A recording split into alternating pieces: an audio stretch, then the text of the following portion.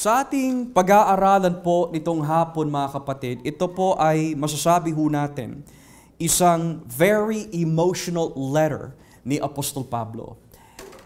We see that in the New Testament, nakapagsulat po si Pablo to two churches with two letters that are separate.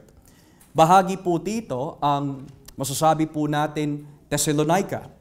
Una at ikalawang Thessalonica were letters of Paul. And then we also have another letter that was given twice, pero ito po ay mga taga-Corinto, the Corinthian church. Now, for those who have studied 1 Corinthians, you already know mga kapatid na ang unang Corinto ay isang iglesia na hindi natin maituturing na maayos. Hindi ho natin masasabi na ito po ay isang iglesia na malinis o dumalakad po sa tuntunin ng Diyos. Pero sa kabila po na kanilang pagkakasala sa Panginoon, mahal pa rin sila ng Diyos. The Corinthian church, masasabi po natin, ay naglagay ng sakit ng ulo sa puso't isipan ni Apostol Pablo. We understand that in 1 Corinthians, may mga problema po sila. Tulad po, may mga tao ho na nakikisiping sa asawa ng kanilang ama. Meron naman, nagkakaroon po ng dibisyon dahil namimili sila kung sino po ang pinakamahusay na mga ngaral. Is it Peter? Is it Paul? Is it Apollos? At may mga iba naman na ang tingin po nila sa kanilang mga sarili, napaka-spiritual po nila. Because we speak in tongues and you do not, wala sa inyo ang banal na espiritu. So dahil po dito, sumulat po si Pablo ng isang liham that is reactionary dahil po sa mga nangyayari in the Corinthian church. And you would expect that after the first letter, natapos na ang problema po ni Pablo. Pero when you get to 2 Corinthians, lalong lumala. And that is, if you want to read a specific book in the New Testament that demonstrates the emotion ng isang pastor/apostle, it is 2 Corinthians. In all 13 chapters ng ikalawang Korinto, dito ho natin makikita sa kapangyarihan po ng Espiritu Santo yung expression ng nararamdaman ni Pablo sa isang iglesia na kanyang inalagaan, tinulungan, inaralan, and yet sa huli, binaliwala ho siya dahil pinagdudahan po nila ang kanyang pagiging apostol. May mga nakapasok po sa iglesia na talagang inaakusa po nila si Pablo by saying, si Pablo ay hindi tunay na apostol ni Kristo. Huwag niyo siya paniwalaan. Do not believe Paul. He is a fake apostle of Christ. We are the true apostles of Christ. At noon nabalitaan po ni Pablo that yung mga taga-Korinto na kanyang inalagaan, minahal at tinuruan, betrayed him. At nagkakaroon po sila ng pandududa sa kanyang pagiging alagad. 2 Corinthians demonstrates for us the ministry of the apostle as being authentic and valid. Which means, nagbibigay po ng mga ilang pruweba at katibayan po si Pablo to the church. How do you know that I am not a fake apostle? If I am a fake apostle and I am not sent by Christ, bakit nabago ang buhay ninyo? That's Paul's argument. Kung kami ay mga hindi tunay na alagad ni Kristo, bakit kami nakapaggawa ng mga himala na nagagawa lamang ng mga tunay na apostol ni Jesus? Kayo na ang pruweba at katibayan at ebidensya na kung nabago ang buhay ninyo dahil sa aming pangangaral, hindi nyo kami maitatawag mga huwad o peking apostol. Pero dahil po ang puso ng mga taga-Korinto ay lumalayo sa kanilang ama sa espiritual, instead of associating themselves with the Christian church, they started associating themselves once again with unbelievers. Dahil po naniwala at nahikayat ang mga taga-Korinto ng mga huwad na apostol, ang nangyari ho is that the Corinthian church started losing love for Paul and they started hanging out more with unbelievers than those who were in the Christian church. At yun po ang nais ko po maibigay po sa atin itong hapon mga kapatid, that I believe was impressed on my heart of ano po ba ang isang kaibigan. Para kay Pablo, he treated the Corinthian church as friends. Pero ang sinukli ng mga taga-Korinto sa kanya is completely opposite of friendship. They treated him nothing more than a fake person, nothing more than a counterfeit apostle. In other words, tinraidor si Apostol Pablo. And that is why I want to give emphasis po on fellowship and friendship. Ang mga taga-Korinto, hindi sila nakikipag-ugnayan sa kanilang mga members of the church or kay Pablo. Nakikipag-ugnayan po sila with great enjoyment sa mga hindi mananampalataya. Now, by understanding the definition of what a friend is in the Bible, I pray and hope that we would see this in light of the teachings of Christ. So, samahan niyo po saglit po dito sa aklat ng Kawikaan. Kawikaan, mga kapatid, Kapitulo 17. Kawikaan 17. The book of Proverbs chapter 17. What is a friend according to the Bible? Proverbs 17, beginning at verse 17. Kawikaan 17, talatang 17. Proverbs 17, verse 17. Ito po ang sinasabi. Ang kaibigan ay nagmamahal sa lahat ng panahon. At nagkaroon tayo ng kapatid upang sa kagipitan ay tumulong. A friend loves at all times, and a brother is born for a time of adversity. Moreover, in chapter 18, kung ating po babasahin, chapter 18, beginning at verse 24, Kawikaan, Kapitulo 18, talatang 24. Sabi po dito, may mga pagkakaibigang hindi nagtatagal, ngunit may pagkakaibigan din na higit pa sa magkapatid ang pagsasamahan. One who has unreliable friends soon comes to ruin, but there is a friend who sticks closer than a brother. So when you start asking the definition of what a friend is in the Bible, it is completely antithetical sa definition of friendship sa ating mundo. Ayon po sa Biblia, ang tunay na kaibigan ay mamahalin ka sa anumang araw, oras o anumang panahon. Meron ka man o wala, mamahalin ka niya. Pangalawa, may mga kaibigan na hindi mo maasahan. You cannot rely on them. Pero sabi po ng Biblia, ang tunay na kaibigan ay parang kapatid mo na. If not, much more closer than a brother. Now, if we give the definition of what a friend is in the world, this is the definition. Ang kaibigan po sa mundo is someone who does not talk about the Word of God. They do not encourage you in the Word of God. They do not convict you with the Word of God. They will not correct you with the Word of God. They will not encourage you to live for Christ, but rather the opposite. They will encourage you in ungodliness. They will encourage you to break your commitments to Christ. They will encourage you to immorality. They will encourage you to live in sin. That is the friend of the world. Kaya ang sabi po dito ni Pablo sa unang Korinto 15, kung ating po babasahin, 1 Corinthians chapter 15, beginning at verse 33, how do we know that that is the worldly definition of a friend? Unang Korinto 15, talatang 33. 1 Corinthians 15, verse 33. Look what it says. Huwag kayong palilinlang sa kasabihang iyan. Sa halip, ito ang iyong paniwalaan. Ang masasamang kasamay na kasira ng mabuting ugali. Do not be misled.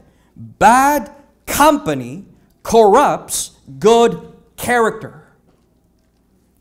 That is the definition of ungodly friendship. An ungodly friendship, mga kapatid, is never going to lead you closer to Christ. Tandaan po natin yan. An ungodly friendship is someone that you will invite over for dinner, o maaari, imbitahin ka na kumain sa labas, but they'll never want to talk about Jesus because they're ungodly.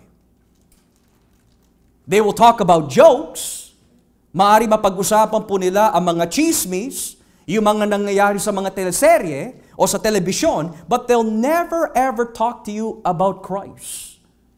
They'll encourage you to get drunk. And for our young generation, they'll encourage you to sexual immorality, which is sex before marriage. They'll encourage you in many things except loving Jesus. Kaya sabi po ni Pablo, bad company corrupts good morals or characters. Yan ang nangyari sa mga taga-Korinto. Yung mga nabasa po natin kanina sa Kawikaan na ang tunay na kaibigan ay nagmamahal sa anumang panahon, that was Paul to the Corinthian church. Ang isang kaibigan ay maasahan mo no matter what happens, that was Paul to the Corinthian church. Pero mas pinili ng Corinthian church yung mga taong hindi maaasahan. Yung mga tao who were never there. Yung mga tao who has never prayed for them. Never encouraged them in Christ. Never wept for them in prayer. Pero mas pinili pa rin sila kesa po kay Pablo at ang iglesia. Now, why is that important to understand this afternoon? Well, bakit nga po ba tayo niligtas ng Diyos at dinala sa iglesia? Dinala ka ng Panginoon kay Kristo so that your relationship with God would be restored. And that through that relationship, your relationship with your Creator ay maging maayos in intimacy and in holiness. Pero pagkatapos noon, inilagay ka rin po ng Panginoon sa isang simbahan where there are also members who were sinners that were saved by the grace of God upang sila na ang iyong bagong pamilya. Ganyan karadikal rather, ang Christianity. Inalis ka ng Diyos from your earthly family and brought you into a spiritual family upang mapagpatuloy ang iyong kabanalan at pamumuhay sa katwiran ng Diyos. Kaya tingnan niyo kung gaano kabigat ang sinabi po ni Kristo dito sa aklat ng Lucas 8 rather. Let's go to the Gospel of Luke chapter 8. Luke chapter 8. How do we know that the church is really the new family of God that God has given to believers? Lucas 8, at simulan po natin dito mga kapatid sa talatang 12. Lucas 8, talatang 12. Look what it says. Ang tabi ng daan, kung saan nahulog ang ilang binhi ay ang mga taong nakinig ng salita ng Diyos. Ngunit dumating ang diablo at kinuha iyon sa mga puso nila upang hindi sila sumampalataya at maligtas. Ang mabatong lugar kung saan nahulog ang ibang binhi ay ang mga taong nakinig ng salita ng Diyos at masaya itong tinanggap. Ngunit taimtim sa puso nila ang pagtanggap kaya hindi tumagal ang kanilang pananampalataya. Pagdating ng mga pagsubok ay agad silang tumatalikod sa kanilang pananampalataya. Ang lupang may matitinik na damo kung saan nahulog ang iba pang binhi ay ang mga tao nakinig na salita ng Diyos, ngunit sa katagalan, nadaig sila ng mga alalahanin sa buhay, kayamanan at kalayawan sa bundong ito. Kaya hindi sila dumago at hindi namunga. Ngunit ang mabuting lupaing hinasikan ng binhi ay ang mga tao nakikinig sa salita ng Diyos at iniingatan ito sa kanilang malinis at tapat na puso at pinagsisikapang sundin hanggang na sila'y mamunga. Sinabi pa ni Jesus, 8 taong nagsisindi ng ilaw at pagkatapos ay tatapakan ng palayok o ilalagay sa ilalim ng higaan. Sa halip na inilagay ang ilaw sa patungan para magbigay liwanag sa lahat ng puwapasok sa bahay. Ganoon din naman, walang nagtatagong hindi mahayag at walang lihim na hindi malalaman at mabubunyag. Kaya makinig kayong mabuti sa sinasabi ko, dahil ang taong sumusunod sa narinig niyang katotohanan ay bibigyan pa ng pangunawa. Ngunit ang taong hindi sumusunod sa katotohanan, kahit ang inaakala niyang nauunawaan niya, ay kukunin pa sa kanya. Ngayon, pinuntahan si Jesus ng kanyang ina at mga kapatid.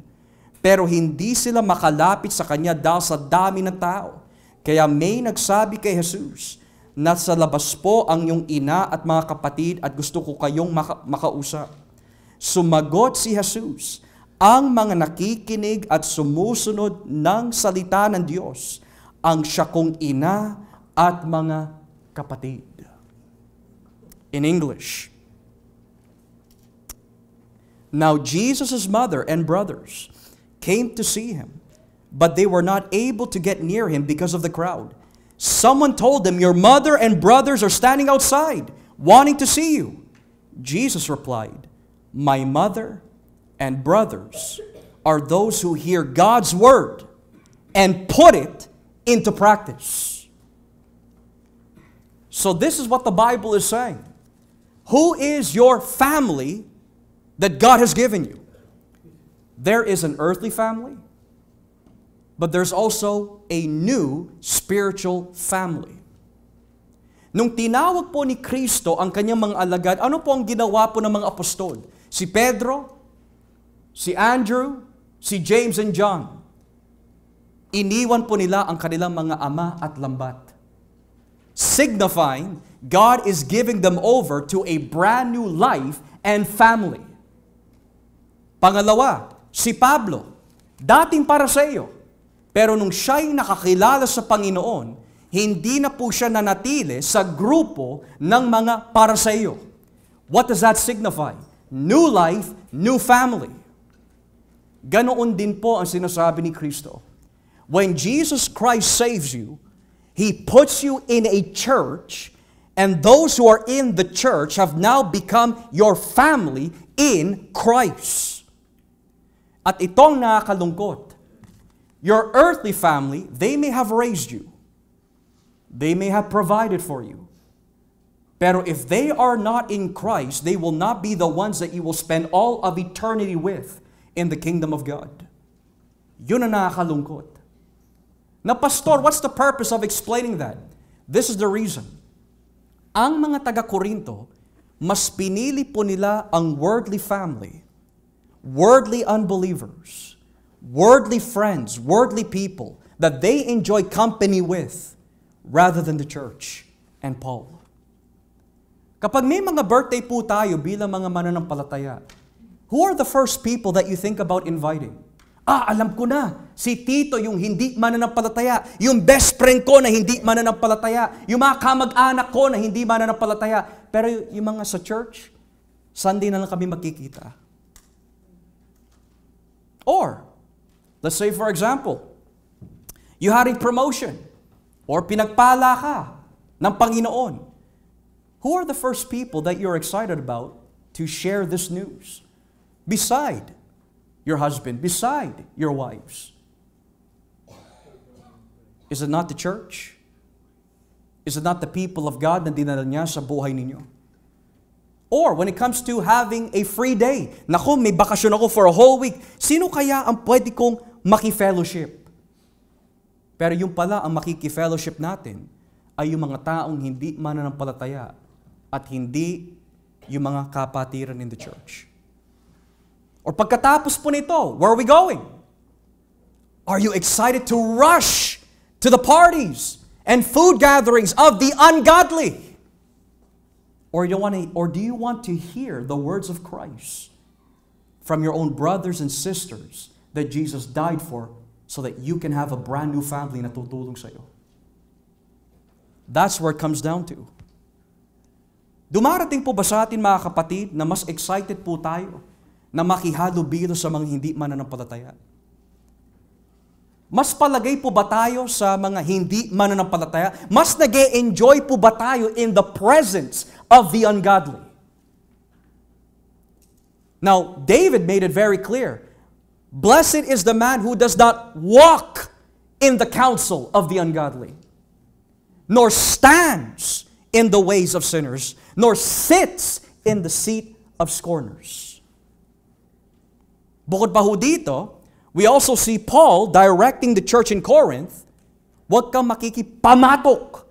Do not be unequally yoked together with unbelievers. Now, I want to explain the two meanings of that in a bit. But if you're having more fun with unbelievers than with the church, there are two things. You're either backslidden, you have gone back to the flesh, because the Bible says flesh entertains flesh. Or, you're not really converted. Because the Bible says, beloved, he that knows God loves the brethren. But he who does not love the brethren knows not God. Which of the two? Kung ako po ang mamimili, I pray that we are backslidden dahil may parampayan na manumbalik. Pero katakot-takot na lang, pagkatapos ng gawain, pagkatapos ng anumang trabaho or whatnot, agad-agad po tayo excited to hang out with unbelievers. Now, of course, hindi pinagbabawalan po ng Diyos to hang out with unbelievers. But there has to be a gospel mission. You are sent out to the world, not to be like the world, not to enjoy the world, but to win the world for Christ. Kaya sabi po ni Pablo sa unang Korinto 9, sa mga Hudyo, naging Hudyo ako. Sa mga hindi Hudyo, hindi ako naging Hudyo. Sa mga nasa ilalim ng kautusan, namuhay ako as if nasa ilalim ako ng kautusan ni Kristo. Why? Ginawa ko ang aking sarili bilang alipin sa lahat para mahikayat ko sila kay Kristo. Pero kung ang nangyayari, mga kapatid, tayo ang nahihikayat, tayo ang nadadala, tayo pa ang nakikitawa, nakikihalubilo sa kanilang kabastusan and ungodliness, then we are unequally yoked together with unbelievers. Now, I want to read to you, going back to 2 Corinthians 6, verse 14. I want to read something in the original text that is going to give us an understanding, I pray. What does it mean na wag makipagpamatok sa isang hindi mananampalataya? Because it says here in verse 14, huwag kayong makiisa sa mga hindi mananampalataya. Or in English, do not be yoked together with unbelievers. Now, sa wikang Griego, this is actually connected with science. Pero sa tekstong Griego, this is from the Greek word, mga kapatid, heterozoguntes. Heterozoguntes.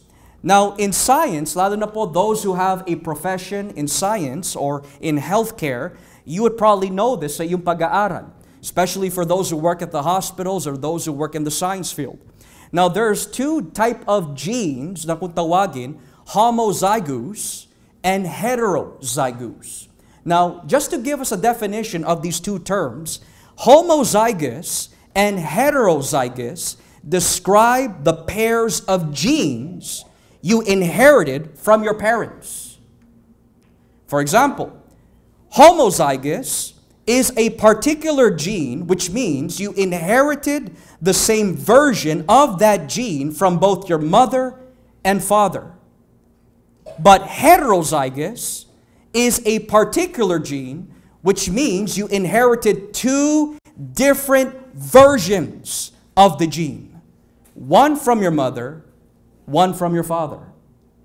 Now, why do we have to learn that? Because the Greek word na ginamit po ni Pablo dito, na huwag kang makikiisa, is heterozoguntes, from where we get the science word, heterozygous. So, ang ibig sabihin pala ni Pablo po dito, huwag kang makiisa, do not crossbreed.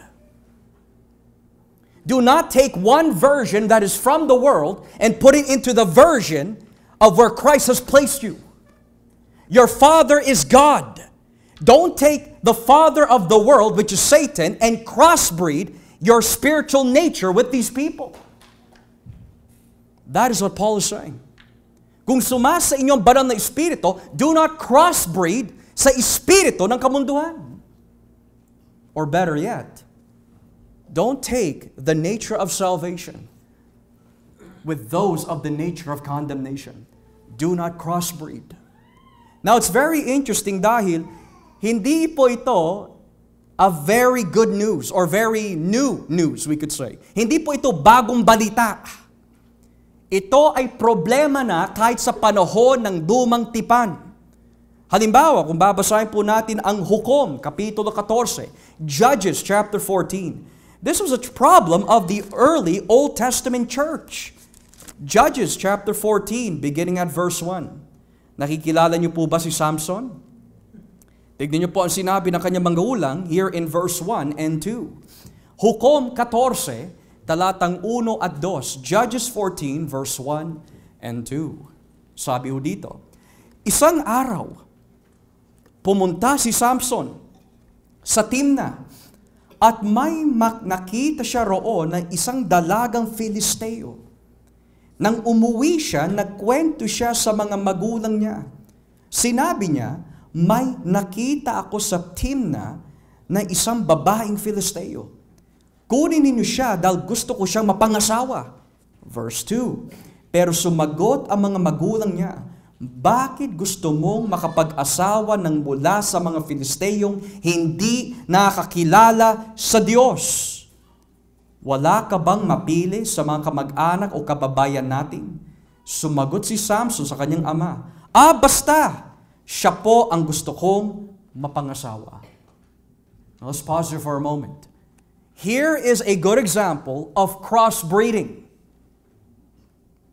Crossbreeding of covenants. Dahil pinagbawalan na po ng Diyos ang mga Israelita to marry people who were foreigners, who were out of the covenant.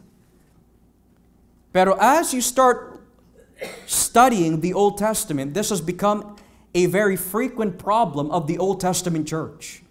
A good example ay si Haring Solomon.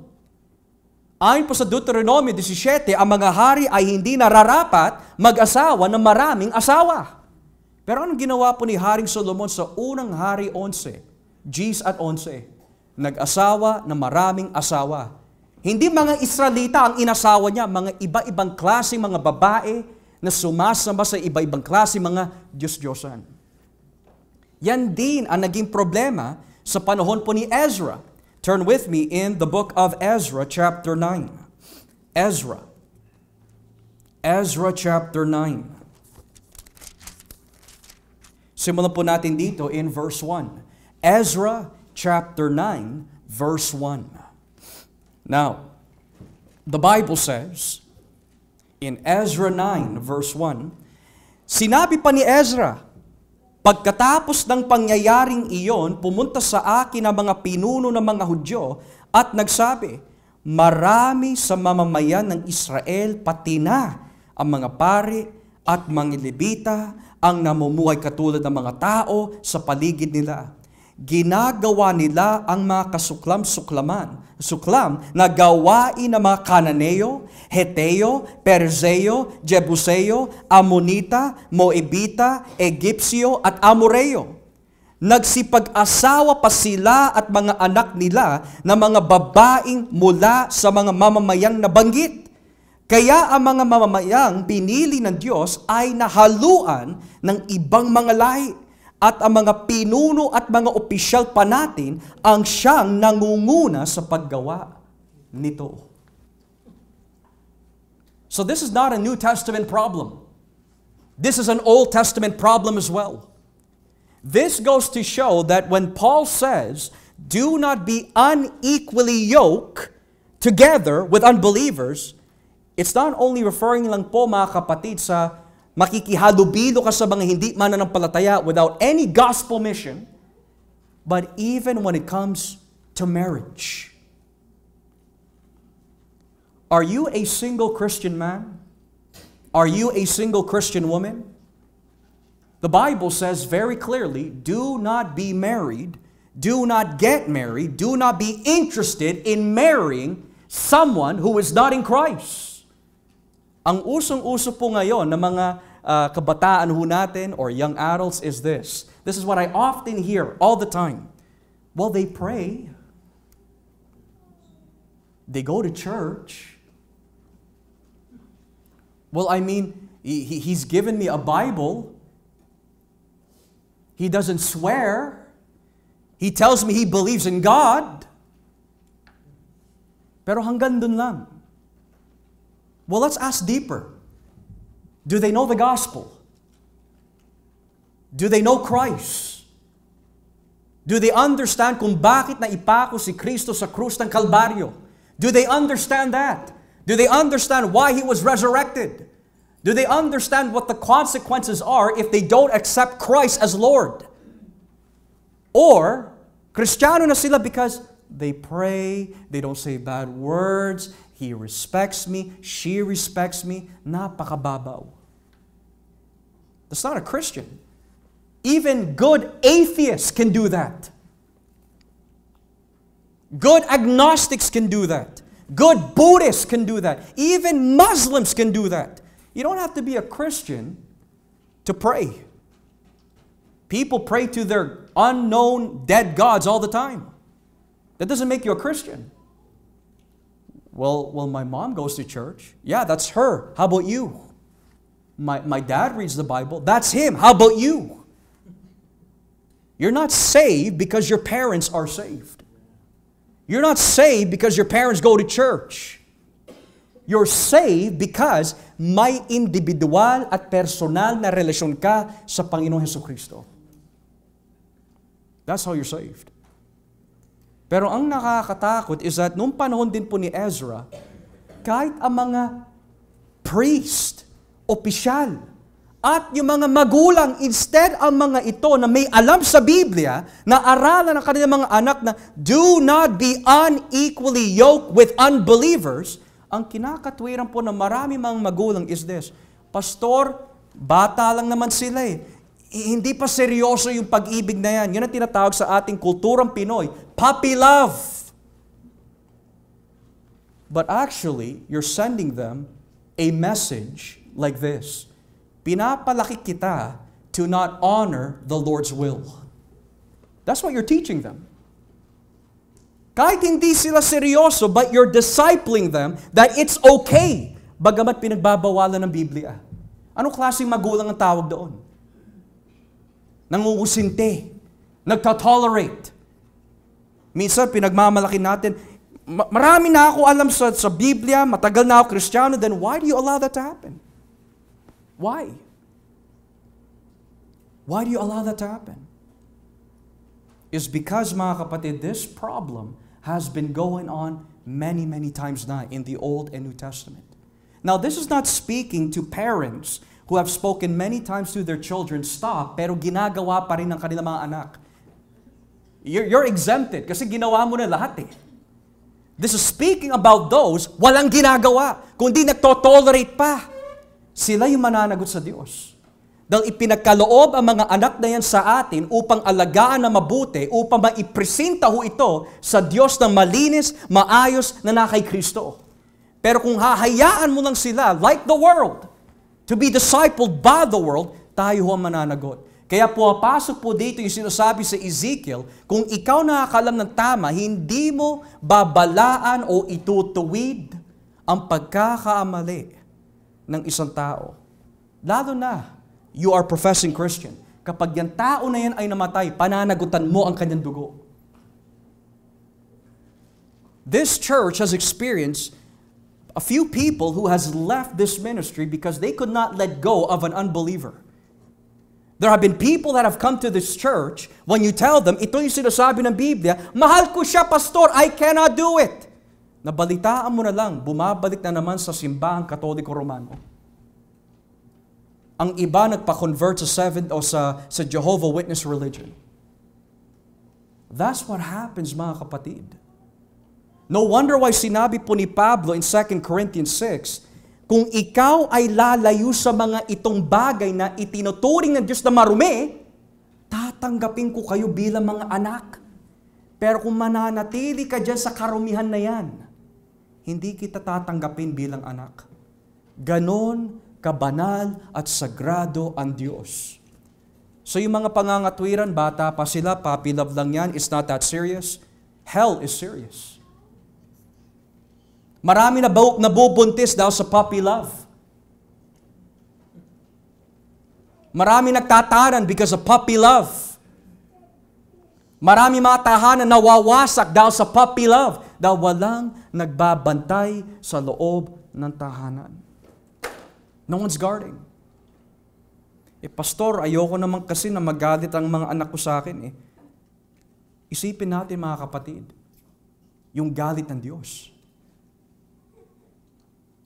If I can say this respectively, I couldn't care less kung magalit ang aking mga anak if it's for the sake of righteousness. God, Yahweh, gave me Jasmine. God, Yahweh, gave me my unborn child, not for me to give it to the world, but for me to disciple them for Christ. Ngayon, ang problema po maaari ng mga Corinthian church is that nag-aasawa po sila ng mga hindi mananampalataya. Now, here's another reason why you should not marry an unbeliever. Kapag kayo'y nagkaroon ng mga anak, which God are they going to serve? Who's the God they're going to serve? Pastor, ang pogi ng Muslim na yun ang pangasawa ng anak ko . So now they're serving Allah, who rejects the Trinity. Pastor, ang bait talaga ng atheist na napangasawa ng anak ko. Oh, so they reject the existence of God. Pastor, napangasawa po ng anak ko, Catholic, Roman Catholic. Oh, so they reject imputation of faith alone in Christ. They reject justification by faith. That's heresy. So in other words, kapag lumaki ang mga bata, ito ang hindi nauunawa ng mga tao ng panahon po ni Pablo at sa lumatipan. This is not just a one-time thing. This is a long-term thing. Na kapag kayo'y nagkaroon ng mga anak at sila'y lumaki, who's the God they're going to be serving? At hindi lang ho yun. Kapag yung mga anak nila ay nagkaroon din ng mga anak na hindi rin mananampalataya, that next generation, who are they serving? And it becomes a virus of generations. Yan ang nagiging dahilan why God makes it very clear. Do not be heterozygotes. Do not be equally or unequally yoked with unbelievers. Woman, don't look at yung kagandahan ng lalaki. Man, do not look sa kagandahan ng babae. Look at the fruit. Are they godly or are they not? That's where it should come down to. Now, of course, pastor, may mga pagkakataon naman na talagang nakapag-asawa po na hindi mananampalataya, pero balang araw, nabuksan naman siya. That is true. May mga pangyayari ganon. But that is not the norm. Matter of fact, if you read Judges 14 kanina, if you keep scrolling down, makikita mo, pinagbigyan ng Diyos o pinintulutan ng Diyos na mag-asawa si Samson ng isang Filisteo na babae. Yun ang nakalagay, pinag-decree ng Panginoon, pinintulutan niya na mag-asawa siya ng isang Filisteo na babae dahil may plano siya na wasakin ang mga Filisteo. So may mga pahintulot ng Panginoon, pero yung sabihin natin, Pastor, I'm going to marry this man. I'm going to marry this woman. And then in that marriage, I'm going to bring them to church. I'm going to convert them. Beloved, wala sa atin ang kapangyarihan magbago ng tao. You can influence them as much as you want, but only God alone can change that heart of stone and turn it into a heart of flesh. Paano mo alam, Pastor? Gawain namin yun noon eh. That's what we used to do as unconverted men. Instead of dinadala namin sila, kami yung nadadala. At wag natin ipagmamayabang, malakas ako, Pastor. Kung malakas ka, dapat nung una pa lang, hindi mo na pinasukan yung ganyang klaseng relasyon. That's hypocrisy and foolishness. Well, Pastor, what if my children are not believers? Well, if they're not believers, this does not apply to them because they're not believers. However, salvation and them receiving Christ is so much applicable sa kanila because kapag sila'y namatay and they don't know Christ,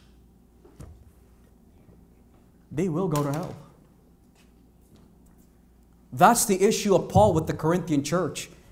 Church, Corinth, why do you love unbelievers more than your brothers in Christ? Church in Corinth, why do you get married with people who are not Christians? Ngayon, sa panlabas, ito nakikita natin. Mabait siya, nakakatawa siya, talagang masarap siya kasama at magaling siya makisama sa amin. Pero ito sa spiritual ang nakikita ng Diyos. Ano ang pagkakaisa ni Kristo kay Satanas? Ano ang pakikiisa ng liwanag sa kadiliman? Ano ang pakikiisa ng tao who is in the Lord, who loves the Lord, who is holy, with someone who hates Christ? Now, ito po ay practical and truthful. There are many unbelievers who are socially good. There are many unbelievers that are socially funny. There are many unbelievers na talaga masasabi natin matudungin, socially speaking. Pero sa harapan ng Diyos, this is how God views them. They hate God. Unless they're in Christ, they hate God. Now, how do you know they hate God? You tell an unbeliever, are you willing to offer your life to Christ right now and forsake your sin and no longer desire to do it again? Ano sasabihin nila? I'll think about it. They hate God. Because if they really understood the consequence ng kanilang kasalanan, they're not going to second guess that decision. O sabihin mo sa isang lalaki, I want you to forsake that relationship and no longer commit sex before marriage. I'll think about it. So hindi talaga sila nagmamahal sa Diyos. They hate God. So that's the reason why sinabi ni Pablo, huwag kayong makikiisa sa mga hindi mananampalataya. Kaya bilang church, napipigati po ang Diyos kapag tayo po ay hindi nagiging kontento sa binibigay sa atin ng Panginoon. Maari may mga iba ho sa atin, and ito, usong-uso to sa church here. Ang usong-uso po sa church na pangangatwiran is, wala po makita na tao in the church na mapapag-asawa, maghahanap na lang ako ng hindi mananampalataya sa labas. Great. Let's see how that turns out in the future with your children and the next generation and the generation after that. Ikaw mahihirapan. Moreover, pagdating naman po sa mga tao na not in the context of marriage, but they just simply like hanging out with unbelievers, anong klase ka Kristiyano? Naturing Kristiyano pero mas masaya ka sa labas kaysa sa gawain ng Diyos? Anong klaseng Kristiyano ka? Ipagpatuloy natin ang Salmo 1. Blessed is the man who does not walk after the counsel of ungodly, nor sits in the way of sinners, nor stands in the way of the scorners. But his delight is in the law of the Lord. Nang ibig sabihin, ano po ba ang meron ng gawain? Salita ng Diyos. Meron po ba mas importante kaysa sa salita ng Diyos? Meron, pastor. Pera. Meron, pastor. Meron kami pinag-iipunan. Meron, pastor. Yung mga kaibigan namin sa labas. So this is what you're saying. Jesus who died and bled on the cross is not important, but they are. That's what you're saying. Hindi naman ako nakakalimot sa Diyos eh. Really? Where do you find that in the Bible? To choose the world rather than Christ is acceptable sa kanyang harapan. Where do you find that? I challenge any person here, including myself, where do we find that in the Bible? Old or New Testament? We won't find it. Kaya sabi po ng Biblia, mga anak, lumayo kayo from those things. Be ye separate, says the Lord. Hindi ka na katulad nila. You are no longer the same.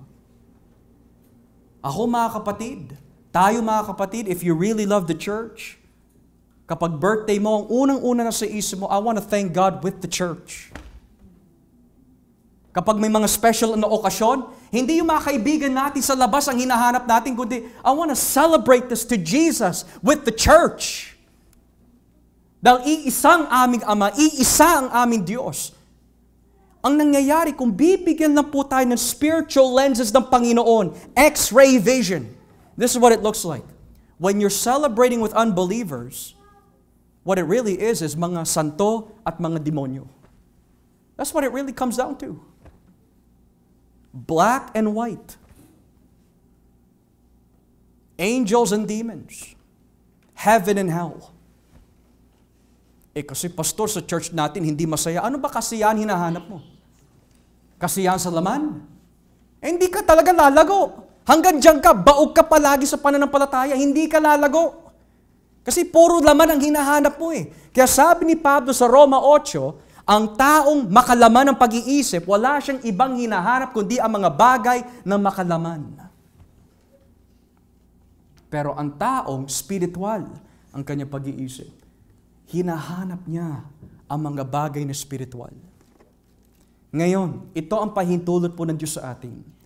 Kung ikaw ay lalabas man kasama ang mga hindi mananampalataya, hindi ka pinagbabawalan ng Diyos providing ang motibo at ang intensyon ay mahikayat sila sa Panginoon. Pero kung ikaw pa ang nangunguna sa kanilang kalokohan, ano pa reputasyon na maipapakita mo sa kanila? Anong liwanag ang maipapakita mo sa kanila?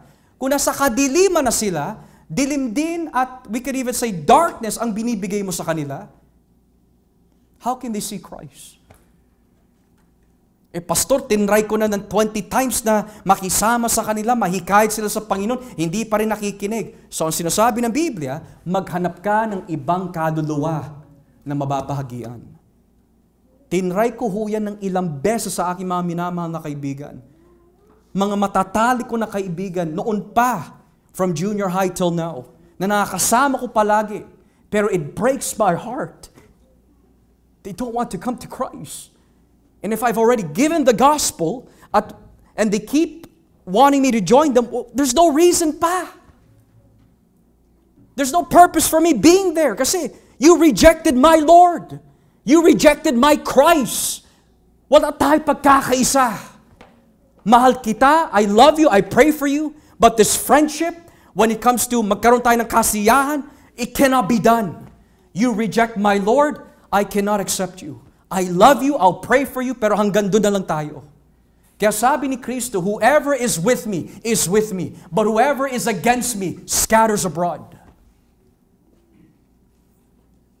So ngayon, yan ang heart ni Pablo. Minamahal ko kayo, I've done my best.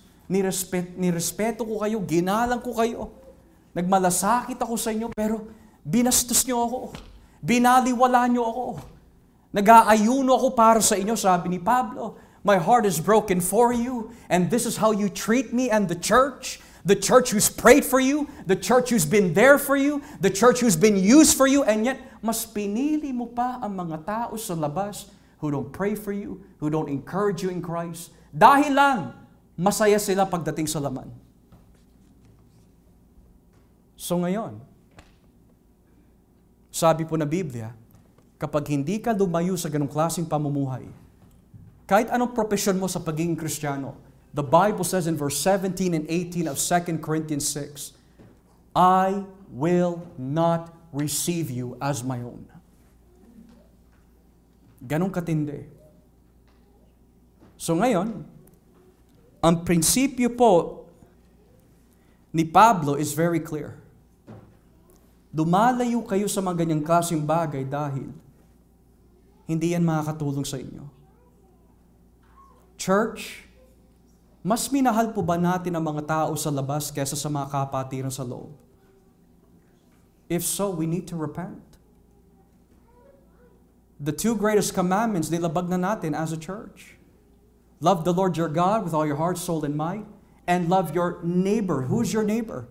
Hindi lang yung mga tao sa labas, mas lalo na those who are in the body of Christ. Kung mas marami ka pang oras sa mga tao sa labas than the church, hindi mo nga kilala kung ano yung dinadala ng bawat isa. Pero yung mga iba na chismis na mga tao sa labas, alam na alam mo. Yung buhay nila alam mo, kondisyon nila alam mo, pero yung kondisyon ng mga kapamilya natin sa church, hindi natin alam. Nagkulang tayo. Nagkasala tayo. Yun ang iniihos ni Pablo na mangyari sa Church of Corinth. Do not be unequally yoked together with unbelievers. Kaya mga magulang, I encourage you by the Word of God.